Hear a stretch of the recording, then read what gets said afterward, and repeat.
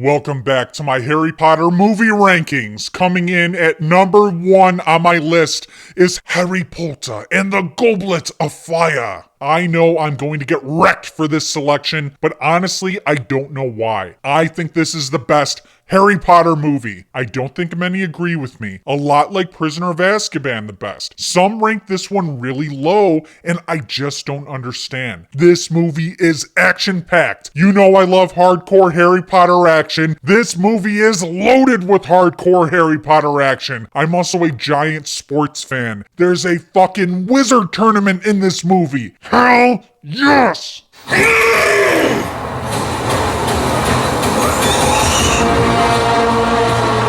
So I saw the first Harry Potter in theaters. I enjoyed it. The sequel came out and I went and saw that. The sequel got me even more interested. By the time The Prisoner of Azkaban came out, I was already obsessed, and that movie fucking delivered. So after that, I grew to love this franchise even more, and The Goblet of Fire came out a couple years later. At the time I was working my first job at a local movie theater, I saw the trailer every day. I didn't read the books. I had no idea what was going to happen. The movie comes out, and The Goblet of Fire fucking delivered. Harry Potter and the Goblet of Fire is the best Harry Potter movie. As far as the books go, I feel each book gets better. I think you could rank the books worst to best based on release date. The problem was we had David Yates that fucked up the second half of this franchise. Goblets of Fire is number 1 because The Order of the Phoenix is a bad movie. Completely missed. Half-Blood Prince is an improvement, but definitely missed and didn't realize its potential. Sorcerer's Stone is the intro movie, very childish. Chamber of Secrets is better, but still kid-friendly, not the best. Prisoner of Azkaban had some flaws,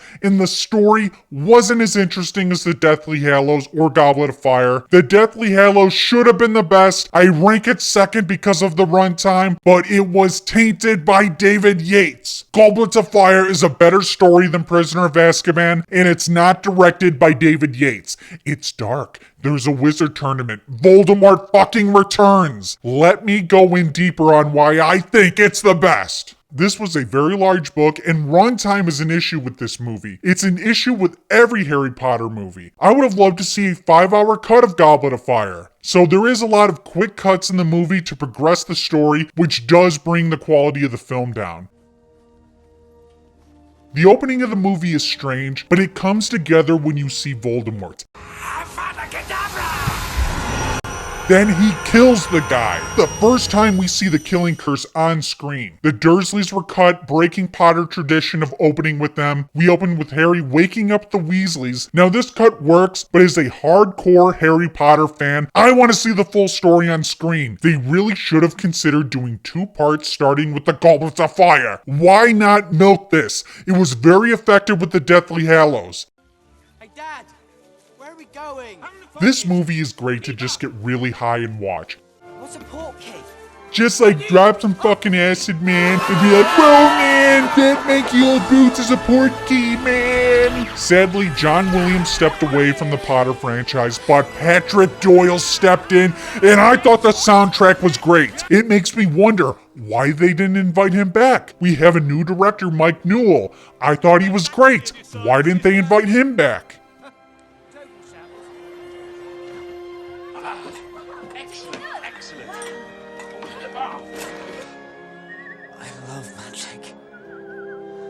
The line is cheesy, but I feel it fits the scene. This is going to be the start of his 4th year, and he's still mesmerized by the magical world he lives in. Then we cut to the fucking Quidditch World Cup. The music, the visuals. Telling you, man, smoke some doobies, man, and watch this movie. Classic Malfoy interaction. They were invited to sit with the Minister of Magic and Lucius Malfoy with some amazing foreshadowing.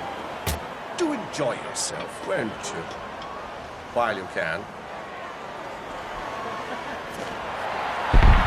Let the match begin! Again with the fucking cutting, we don't get to see the game, but it's really not important to the story. The Weasleys are happy the Irish won, and I thought this was the best use of humor in the franchise. There's a lot of moments where the comedy hits. This one isn't the best example. I bring this up now because they are super happy at this moment, having a great time, and the fucking Death Eaters are outside torching the area.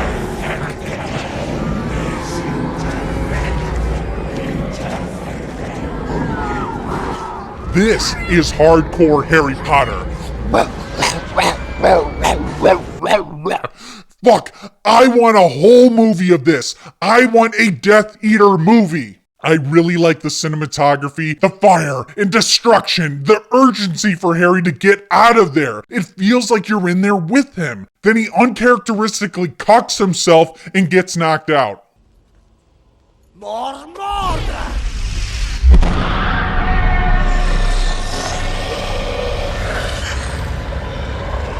This scene, Barty Crouch Jr., who at this point we don't know who he is, creating the dark mark in the sky. This visually is stunning, and this sounds amazing in a movie theater. Barty gets scared, they find Harry, the dark mark triggers Harry's scar. He has no idea what it is. We cut away to the Hogwarts train, they're going to school. And we haven't even gotten started yet. Dumbledore announces Hogwarts is hosting the fucking Tri-Wizard Tournament. To host a legendary event, the Tri-Wizard Tournament.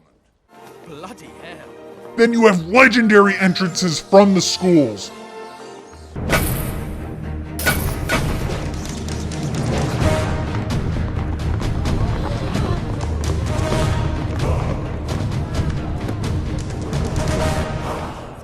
Here because Dumbledore asked me. End of story. Goodbye, the end. Defense against the dark arts class, Mad-Eye Moody teaching the class the 3 unforgivable curses. This is amazing. This is something we have not seen yet on screen. We don't know what these curses are. He first shows the Imperious curse, then the Cruciatus curse, the torture curse, and then the killing curse. Avada Kedavra! And this line is fucking amazing. The killing curse. Only one person is known to have survived it. And he's sitting in this room. And then the camera closes in on Harry. It is perfect. The killing curse is supposed to kill you. The next good scene is when they select the champions. Victor Crumb! Fleur Delacour! The Hogwarts champion, Cedric Diggory! Another classic moment, Dumbledore pulls Harry Potter's name out of the cup, and people are freaked out. Harry Potter! Come on, Harry. Potter is too young, too inexperienced, and he's the 4th champion. This makes no sense. There's only supposed to be 3.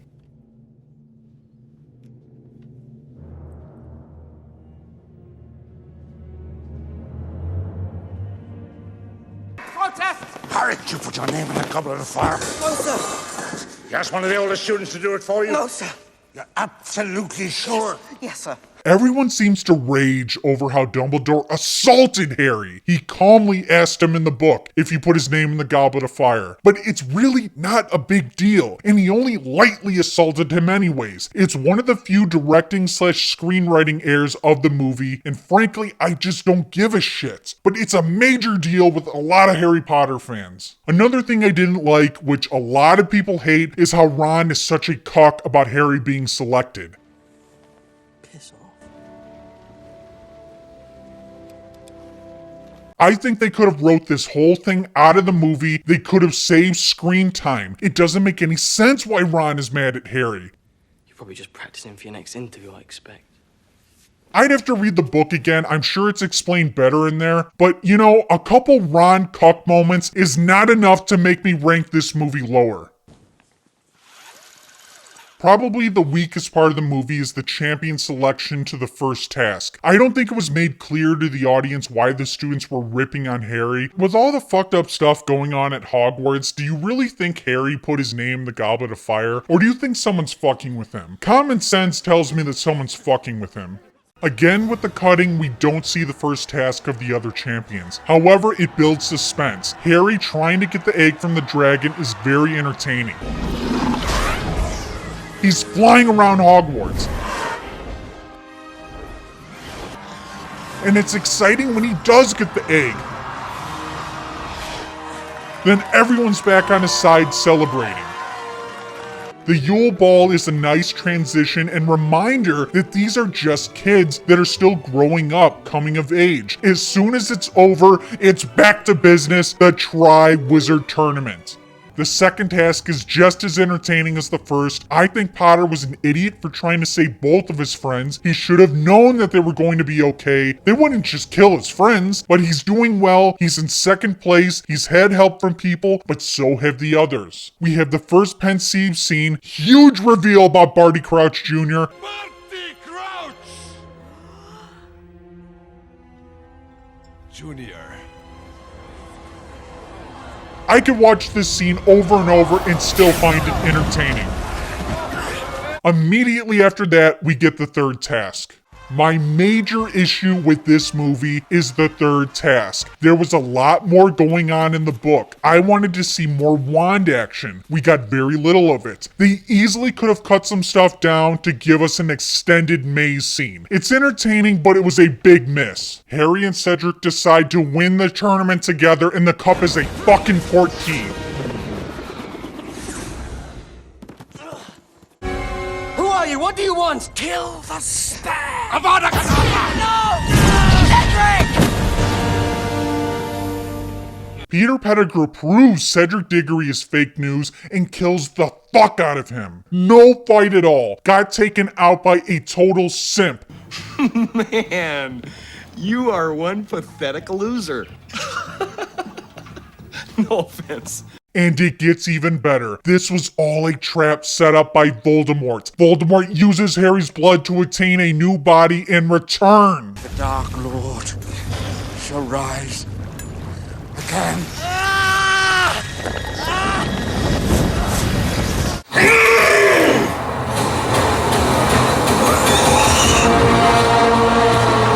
Then he summons the Death Eaters, and of course, Lucius Malfoy is one of them. You don't see this in any other Potter movie except Deathly Hallows.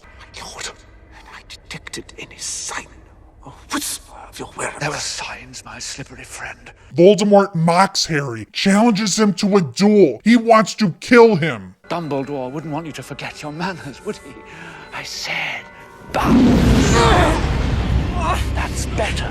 Back to the concept of Harry Potter being overrated fake news, Harry has proven himself big time in the first 3 years at Hogwarts. In year 4, he is in the Tri-Wizard Tournament. He may have had help, it may have been designed for him to win, but it's still impressive that he was able to win. He got the egg with the firebolt, he conquered the second task in the lake, and even though it wasn't shown in the movie, he did what he had to do in the maze. But the most impressive thing he did in year 4 wasn't displaying skill at magic. It was his willingness to accept his death at the hands of Voldemort by engaging with him. Had Harry Potter cried and tried running away from Voldemort, Voldemort would have killed him with the killing curse. But Harry decided to go out fighting. He walked out right in front of Voldemort, shot his disarming spell as Voldemort shot his killing curse because he had the balls to do this, because he didn't want to die like a bitch. That saved his life. The wands connected because they share the same core. This allowed Harry to survive and escape Voldemort. Harry returns to Hogwarts with Cedric's body, and we haven't had time to process his death until this point. I thought the music really captured that. The action isn't over yet. The Barty Crouch Jr. reveal is great. I think Neville Longbottom, the witless wonder, could have provided you with Gillyweed if I hadn't given him the book that led him straight to it. Ah!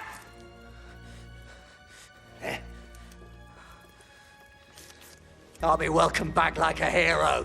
Perhaps. Personally, I've never had much time for heroes.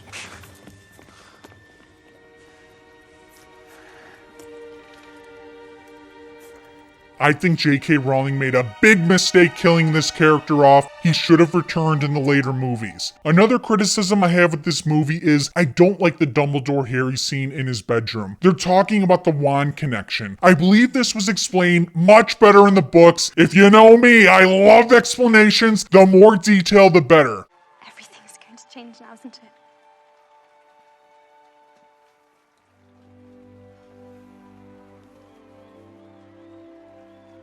Yes. The ending is okay. I think they captured the unsettling tone of their situation, but I'd have preferred them leaving on the train. Can't go wrong with classic Potter moments. Harry Potter and the Goblet of Fire was action-packed. It contained hardcore Harry Potter action that is only matched by the David Yates two-part Deathly Hallows. Voldemort returning is one of maybe the best scene in the franchise. I rank the Goblet of Fire #1 in my Harry Potter rankings. After this movie, my hype for Harry Potter was at an all-time high. I was so excited to see the Order of the Phoenix, and I was demoralized. We went from the best Potter movie to the worst Potter movie. The first 4 Harry Potter movies I think are on a different level. Potter hasn't been the same since the Goblet of Fire. This concludes my Harry Potter movie rankings. I hope you enjoyed this series. Do you agree with my rankings? Did I change some minds? Let me know in the comments. My rankings may be over, but I'll still be making Harry Potter content in the future. Join the project, subscribe to the channel.